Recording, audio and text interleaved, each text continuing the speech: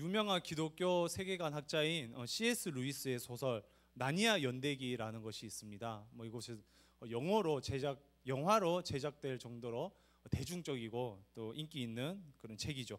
거기에 루시라는 여자 주인공이 나와요. 오빠들과 함께 숨바꼭질을 하고 그 집에서 놀고 있었습니다. 루시는 숨을 곳을 두리번거리며 찾다가 장롱에 숨게 돼요. 그러다가 뒤로 넘어졌더니 눈이 쌓인 나니아라는 그 세계에 가게 됩니다. 너무 신기하고 재밌는 거예요. 눈이 덮여 있고 각종 동물들이 말을 하고 있었습니다. 그래서 오빠들에게 말해요. 오빠 장롱 뒤에 나라가 있어. 오빠 장롱 뒤에 눈 덮인 세계가 있어. 나니아라는 곳이 있어. 이렇게 얘기를 합니다. 오빠들이 듣고는 어이가 없었죠. 그래서 바빠 죽겠는데 무슨 헛소리를 하냐, 나는 절대 그런 거 관심이 없다, 이렇게 얘기를 합니다. 그런데 한 오빠가 말해요. 루시야, 당연히 장롱 뒤에 아무것도 없겠지만 네가 그렇게 얘기를 하니까 내가 한번 가보겠다. 이렇게 해서 함께 장롱에 들어가게 되고 함께 나니아라는 그 세상에 탐험을 하게 됩니다. 그렇다면 왜 여기서 루시의 말을 듣게 되었을까요? 루시의 말이 독특해서 듣게 되었을까요? 루시의 말이 설득력이 있었나요? 루시의 그 말이 나의 호기심을 자극해서 그래서 그 오빠들이 루시의 말을 듣고 장롱에 들어가게 되었을까요? 아니에요. 루시가 소중하기 때문에, 루시 때문에, 루시 했던 말에 귀를 기울이게 된 거예요. 루시가 말했기 때문에. 나니아 연대기의 이 대목을 보면서 참 많은 생각을 개인적으로 하게 되었습니다. 과연 무엇 때문에 오빠들이 덩달아 함께 장롱에 들어가게 되었을까? 아마도 루시에게 느껴진 나니아라는 세상에 대한 열심, 나니아라는 세상에 대한 확신, 그것이 있었기 때문에 그 오빠들이 설득을 당하고 함께 들어갔던 것이 아닐까요? 루시는요, 나니아라는 나라에 대한 열심이 있었어요. 너무 좋고 너무 기쁘다라는 열심이 있었습니다. 그래서 오빠들을 설득시켰던 거예요. 열심이란 단어는요, 어떤 일에 온 정성을 다하여 골똘하게 힘씀이라는 의미가 있어요. 루시는요, 나니아라는 세상에 온 정성을 다해 골똘하게 힘을 썼습니다.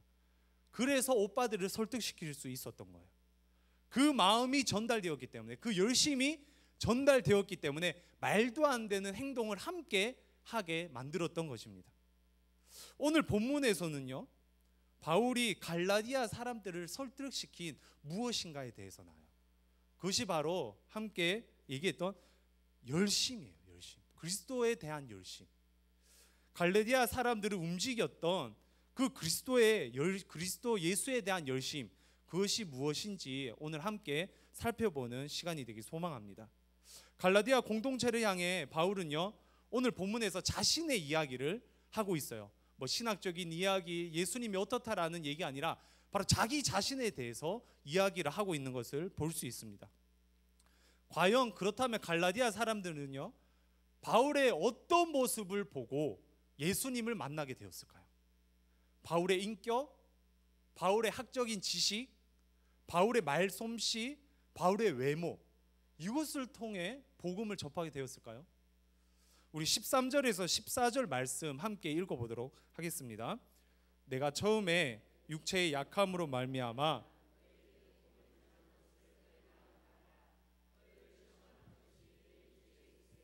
이것을 너희가 업신여기지도 아니하며 버리지도 아니하고 오직 나를 하나님의 천사와 같이 또는 그리스도 예수와 같이 영접하였도다. 아멘. 바울에게는요, 육체의 약함이 있었어요. 육체의 약함이 뭘까요? 여러 가지 의견들이 있습니다. 눈이 안 좋았다, 혹은 간질이 있었다, 이런 여러 가지 의견이 있는데, 쉽게 말해서 그 눈에 보기에 안 좋은 점이었다라는 거예요. 어떤 건지는 모르겠지만 눈에 보기에 안 좋은 점이 바울에게 있었다라는 거예요. 그래서 내가 처음에 육체의 약함으로 이렇게 얘기를 합니다. 만약에 우리에게 무엇인가를 설득하는 사람이 육체의 약함이 있으면 어떨까요? 냄새가 나거나 혹은 더럽다거나 혹은 어딘가가 불편한 사람이 우리에게 무엇인가를 전한다면 우리는 그 말에 귀를 기울이지 않아요. 이 바울의 연약함은요, 성경에서 14절을 보면 이렇게 말합니다. 육체의 약함 때문에 너희가 업신여길 수도 있었다. 하지만 그러지 않았다. 나를 버릴 수도 있었다. 하지만 그러지 않았다. 다시 말해서 바울의 육신의 약함 때문에 사람들은요, 바울을 업신여길 수 있었어요. 그리고 버릴 수도 있었습니다. 그런데 바울을 업신여기지도 않고 버리지도 않았다라는 거예요. 그렇게 크고 이렇게 눈에 보기 안 좋은 그 약함이 있었음에도 불구하고 갈라디아 사람들은 바울의 메시지에 귀를 기울이기 시작했어요. 더럽고 냄새나거나 부족하거나 그 사람의 말을 신뢰할 수 없는 그런 외형적인 모습임에도 불구하고 사람들은요, 바울의 말에 귀를 기울이기 시작했어요. 과연 바울에게 무엇이 있었기에? 그것이 바로 14절 하반절에 나오는데요. 오직 나를 하나님의 천사와 같이 또는 그리스도 예수와 같이 영접하였다. 바울에게는요, 하나님의 천사, 다시 말해서 하나님의 메신저 같은 그런 모습이 있었어요. 바울에게는요, 그리스도 예수와 같은 그런 모습이 있었어요. 이것은 외형적으로 드러나는 것이 아닙니다, 여러분들. 외형적으로는 육체의 약함이 드러났어요. 하지만 바울의 내면에는요, 하나님의 메신저 같은 마음이 있었던 거예요. 그리스도 예수의 그 마음이 바울의 내면에 있었다라는 것이에요. 바울의 외면은요, 약하고 부족했지만 바울의 내면은요, 그리스도 예수로 가득 찼다라는 것이에요. 이 말은 다시 말해서 바울의 내면에 있는 하나님을 향한 열심, 그리스도 예수를 향한 열심, 그 내면 때문에 갈라디아 사람들이 바울의 말에 귀를 기울였다라는 것입니다. 바울이 내면에 있는 그리스도 예수를 향한 열심이 그들의 마음에 전달되기 시작했던 것이에요. 갈라디아 지역에 바울이 선교하면서 있었던 일입니다. 사도행전 14장 19절에서 22절 말씀인데요, 우리 위에서 띄워줄 텐데 한 절씩 함께 읽어보도록 하겠습니다. 제가 먼저 읽을게요. 유대인들이 안디옥과 이고니온에서 와서 무리를 충동하니 그들이 돌로 바울을 쳐서 죽은 줄 알고 시외로 끌어내치니라.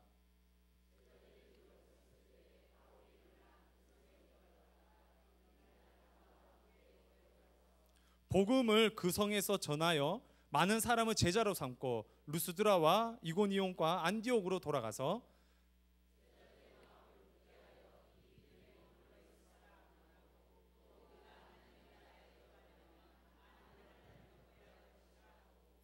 단 4절밖에 안 돼요. 우리가 읽은 본문 단 4절밖에 안 되는데 이 4절에 어마어마한 시간과 사건들이 기록되어 있습니다.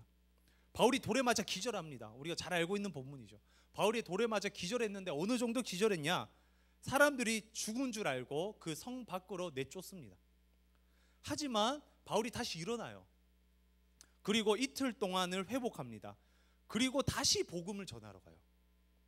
혹시 자신이 돌에 맞아 기절한 사건 때문에, 복음을 전하다가 돌에 맞아 기절한 그 사건 때문에 제자들의 믿음이 흔들릴까 봐 걱정된 나머지, 다른 그리스도인들의 믿음이 흔들릴까 봐 걱정된 나머지 믿음의 몸으로 있으라고 권하려고 다시 돌아가요.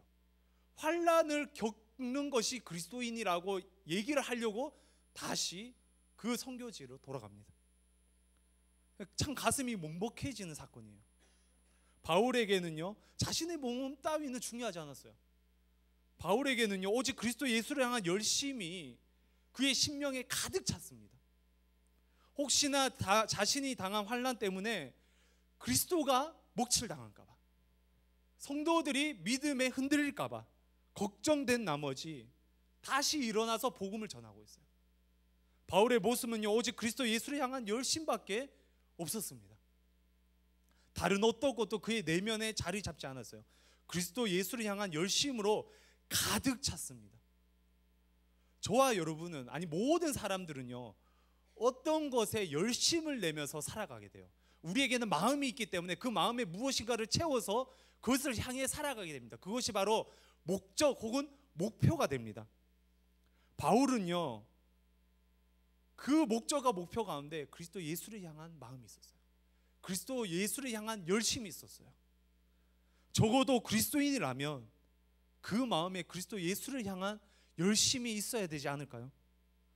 그리스도인이라는 말은요, 그의 마음속에 그리스도 예수를 향한 열심이 있다는 말과 동일한 말입니다. 우리는 그리스도인입니다. 할렐루야. 그렇다면 우리 내면에는요, 다른 목적과 목표가 아니라 그리스도 예수를 향한 목적과 목표가 있어야 될 줄 믿습니다. 그리스도 예수를 향한 열심이 회복되는 저와 여러분들이 되시길 주님의 이름으로 축원합니다. 오늘 본문으로 돌아가서요, 바울은 왜 갈라디아 교인들에게 그리스도 예수를 향한 열심을 이야기하고 있을까요? 자기 자랑일까요? 나 이렇게 그리스도 예수를 향해 그 열심을 내면서 살았다, 이렇게 자기 자랑을 하려고 이 본문을 썼을까요? 아니에요. 바울은요, 율법주의자들에게 유혹당하는 그 갈라디아 성도들을 향해서 여러분은 그리스도 예수를 향한 열심을 가진 나를 보던 사람이었는데 왜 율법주의자들에게 그 마음을 뺏기고 있냐, 그렇게 얘기하고 있는 거예요.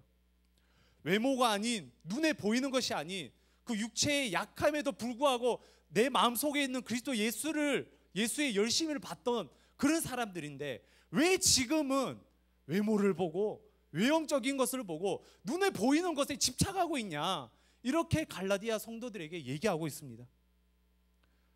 이 바울의 고백은요, 1세기 갈라디아 성도들에게만 얘기하는 것이 아니에요. 21세기 한국교회 성도들을 향한 메시지예요. 그리스도인에게 필요한 것은요, 그리스도인에게 필요한 것은 외형적인 화려함이 아닙니다. 결과적인 대단함이 아니에요.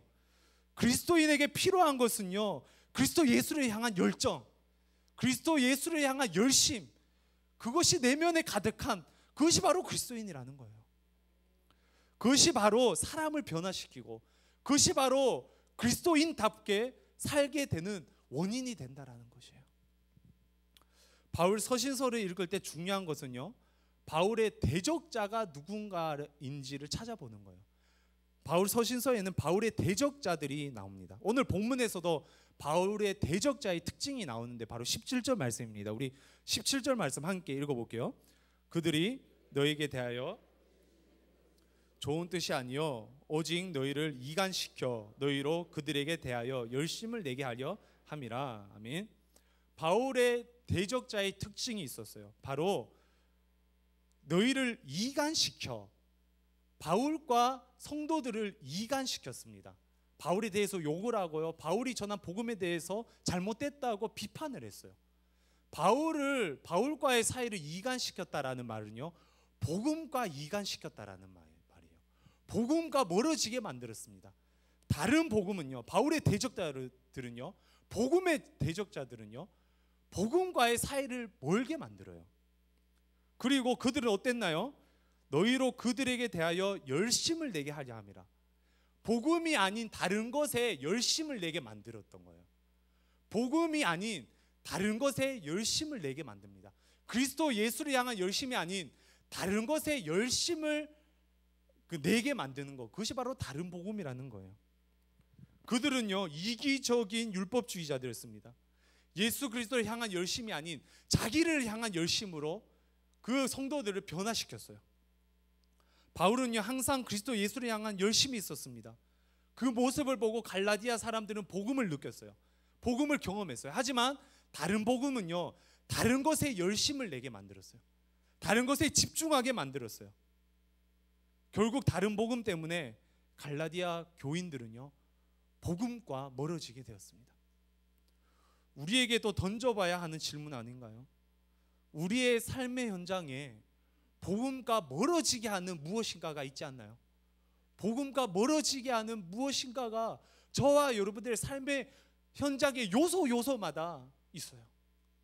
눈이 깨어 일어났을 때 나도 모르게 습관처럼 보게 되는 스마트폰, 나도 모르게 습관처럼 보게 되는 드라마, 나도 모르게 습관처럼 좌절하고 실패감을 느끼게 하는 우리의 사업장과 우리의 육체적인 연약함, 이 모든 것들이 복음을 멀게 하고 다른 것에 집중하게 만들고 다른 것에 열심을 내게 만들고 있지 않나요?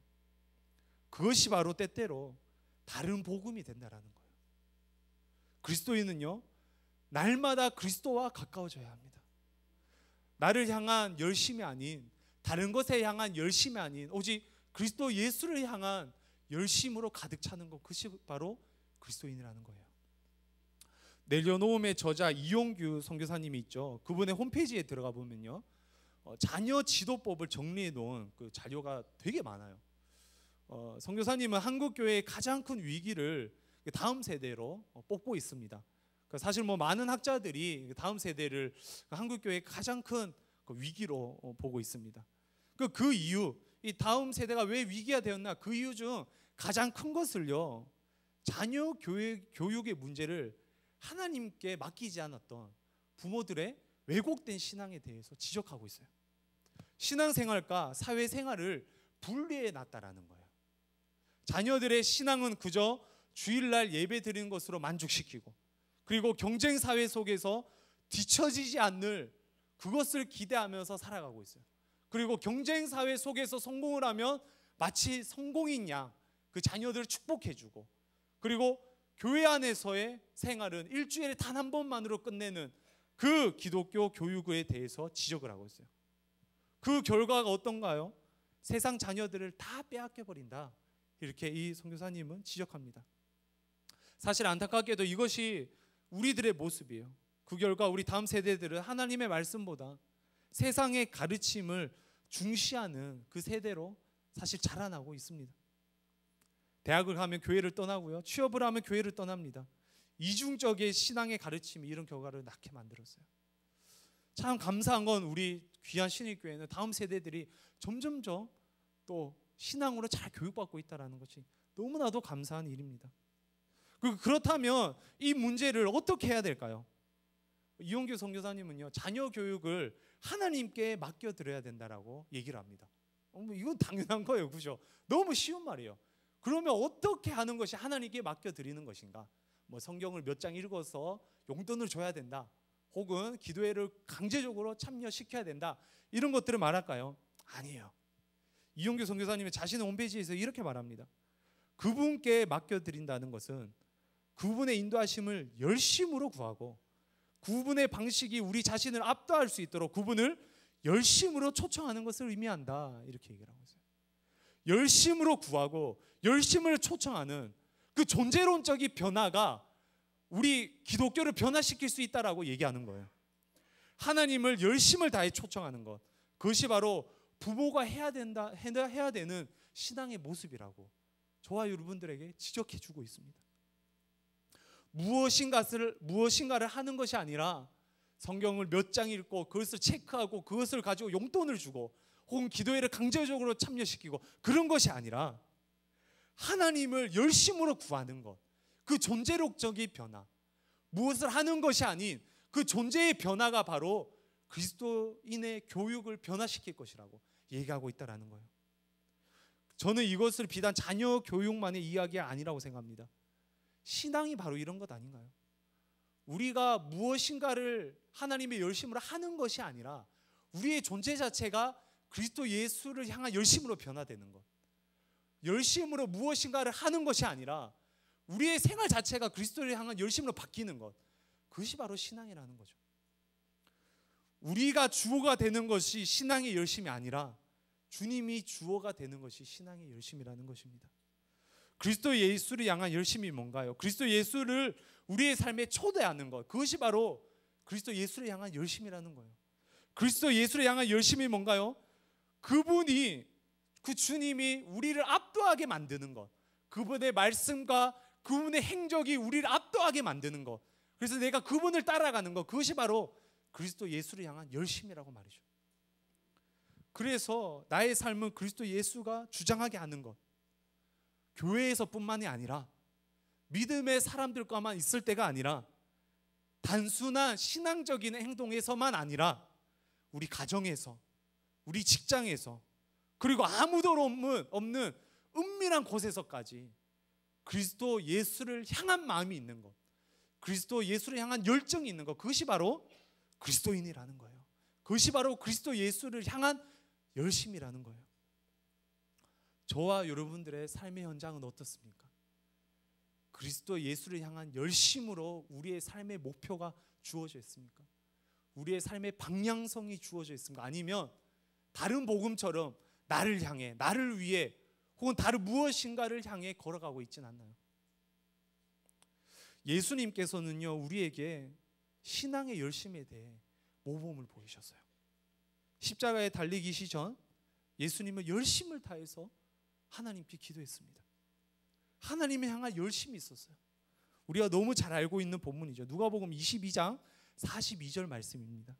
아버지여, 만일 아버지의 뜻이거든 이 잔을 내게서 옮기시옵소서. 그러나 내 원대로 마시옵고 아버지의 원대로 되기를 원하나이다. 인성을 가지신 예수님은 인성을 따라서 십자가의 길을 피하고 싶었어요. 그 길이 얼마나 힘든지 아시기에 그 길을 피하고 싶었어요. 하지만 예수님은 하나님의 뜻을 구했습니다. 하나님을 향한 열심을 가지고 나아갔어요. 그랬더니 다음 구절이죠. 43절 말씀. 천사가 하늘로부터 예수께 나아가 힘을 더하니라. 누가요? 천사가. 하나님께서 하늘로부터 힘을 더해 주시는 거예요. 하나님께서 예수님에게 힘을 더해 주십니다. 열심을 다해 하나님께 나아갔더니 하나님께서 힘을 더해 주시는 거예요. 그랬더니 어떻게 되나요? 이 44절 말씀 우리 함께 읽어보도록 하겠습니다. 예수께서 힘쓰고 애써 더욱 간절히 기도하시니 땀이 땅에 떨어지는 핏방울같이 되더라. 아멘. 하나님께서 더해 주시는 힘으로 예수님은 힘쓰고 애써서 그 사역을 끝까지 감당하셨습니다. 이런 그리스도의 열심으로 우리는 구원을 받게 된 거예요. 나의 열심으로 구원을 받는 것이 아니라 그리스도의 열심으로 우리는 구원을 받았어요. 이런 그리스도의 열심이 있었기 때문에 우리가 이 자리에 앉아 있을 수 있는 것입니다. 다른 것에 가는 것이 아니라 TV를 보고 있는 것이 아니라 이 자리에 앉아 있을 수 있게 된 거죠. 바로 그리스도의 열심 때문에 우리는 이 자리에 있는 것입니다. 이 열심을 닮아갑시다. 그리스도인은요, 그리스도의 열심을 닮아가는 사람입니다. 그리고 그리스도를 향한 열심으로 삶의 방향을 바꿔버리는 것, 그것이 바로 그리스도인입니다. 그리스도 예수를 향한 열심으로 기도하는 뜨거운 밤 되시길 주님의 이름으로 축원합니다. 우리 함께 들은 말씀을 생각하면서 기도하도록 하겠습니다.